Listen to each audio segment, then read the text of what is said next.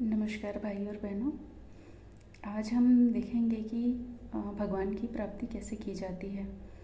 तो जैसा कि हम सभी जानते हैं, हमने बचपन से भगवत गीता के बारे में सुना है और आप लोगों में से किसी ने भगवत गीता पढ़ा भी होगा, जिसमें भक्ति योग, कर्म योग, ज्ञान योग के बारे में बताया गया है। और हमारे दैनिक जीवन में भी हम इन्हीं 3 माध्यम से भगवान को प्राप्त कर सकते हैं, उनके बारे में जानकारी प्राप्त कर सकते हैं, उनका ज्ञान प्राप्त कर सकते हैं। सबसे पहले तो हमको ये देखना पड़ेगा कि हमारे बीच में जो व्यक्ति भगवान की इच्छा रखते हैं, मतलब जो कि मुमुक्ष गण हैं, वे मुख्यतः 3 प्रकार के होते हैं। सर्वप्रथम जो हमारा चरण होता है उसमें हम भक्ति योग में जाते हैं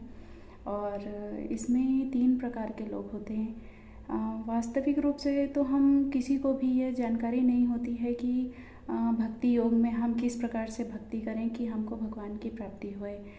यूजुअली सभी लोग भक्ति मार्ग में केवल पूजा करते हैं और उसी पूजा पाठ को करते हैं, उसकी सही विधि मालूम नहीं होती है और इसके कारण से भक्ति तो करते हैं किंतु उसका फल प्राप्त नहीं हो पाता है। तो जैसा कि मैं बता रही थी कि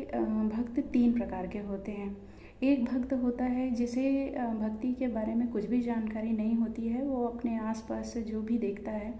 उसके अनुसार से वो पूजा पाठ करता है, किंतु उसके अनुसार से वो आचरण नहीं करता, वह गलत मार्ग का अनुसरण करता है, झूठ, फरेब, अपराध और अन्य प्रकार के नकारात्मक कार्यों में लिप्त रहता है। दूसरा होते हैं जो भक्ति करते हैं, लेकिन भक्ति करते करते वो केवल अपनी इच्छाओं की पूर्ति के लिए भगवान से याचनाएं करते हैं, प्रार्थना करते हैं और उसके अलावा वे कर्म में केवल अपने स्वार्थ की पूर्ति के लिए ही ऐसा कर्म करते हैं।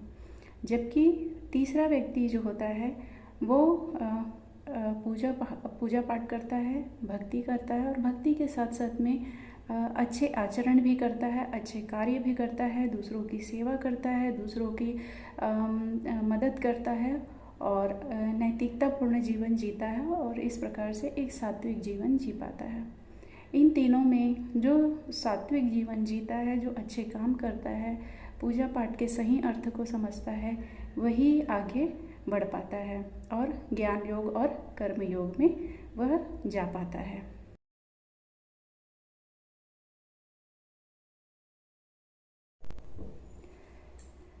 हमने देखा कि 3 प्रकार के साधक होते हैं, 3 प्रकार के भक्त होते हैं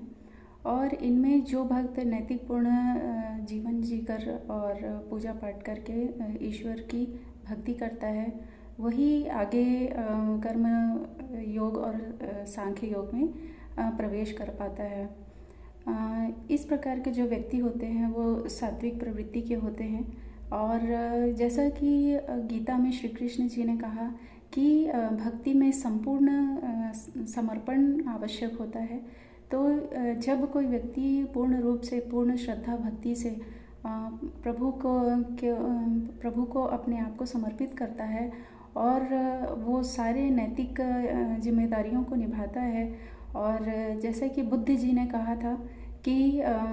सम्यक आचरण करता है, मतलब सम्यक आचरण करके जो व्यक्ति सम्यक दृष्टिकोण रखते हुए अपने जीवन को जीता है और आगे आचरण करता है, उसे ही ईश्वर की प्राप्ति करने में सफलता प्राप्त होती है।